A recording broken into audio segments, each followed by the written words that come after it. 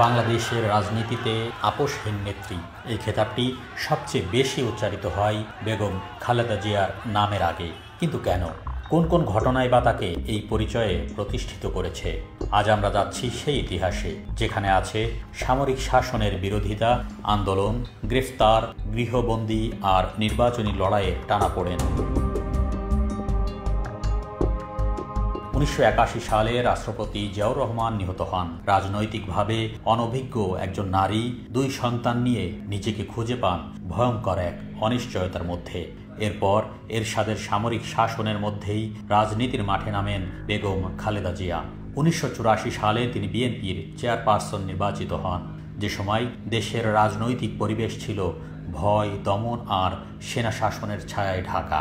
অনেক ইতিহাসবিদ বলছেন এই সিদ্ধান্তই ছিল তার আপোষহীন চরিত্রের প্রথম বড় প্রকাশ।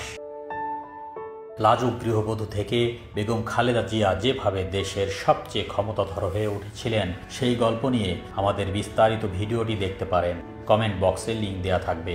ফিরে আসি আজকের বিষয়ে। 1980-এর দশকে হুসেইন মুহাম্মদ এরশাদের সামরিক শাসনের বিরুদ্ধে সবচেয়ে সংগঠিত প্রতিবাদ ছিল 7 দলীয় জোটের। এই জোটের নেতৃত্বে ছিলেন বেগম খালেদা জিয়া। 1983-তে প্রথম বড় আন্দোলনে তিনি গ্রেফতার হন। 1984 সালে আবারও গ্রেফতার হন।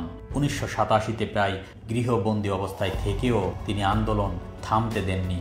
ইতিহাসবিদরা বলেন এ সময়ে কোনো সামরিক সরকারের সঙ্গে আপোষ না করাই ছিল তার রাজনৈতিক অবস্থানের মেরুদণ্ড। এ কারণেই অনেক রাজনৈতিক বিশ্লেষক তাকে স্বৈর শাসনের বিরুদ্ধে অন্যতম আপোষহীন নেতা বলে অভিহিত করেন। 1990 সালের গণ অভ্যুত্থানে শেখ হাসিনার পাশাপাশি বেগম খালেদা জিয়া ছিলেন আন্দোলনের অন্যতম নেতৃত্বের মুখ। দেশবাসী চাইছিল গণতন্ত্র ফিরুক, সেনা শাসনের ইতি ঘটুক।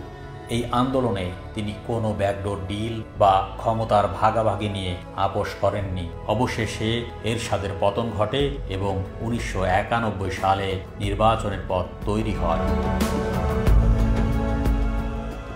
1991 সালে বিএনপি জয়ী হয় এবং বেগম খালেদা জিয়া হন বাংলাদেশের প্রথম নারী প্রধানমন্ত্রী। তার মেয়াদেই বাংলাদেশ প্রেসিডেন্সিয়াল সিস্টেম থেকে সংসদীয় গণতন্ত্রে ফিরে আসে।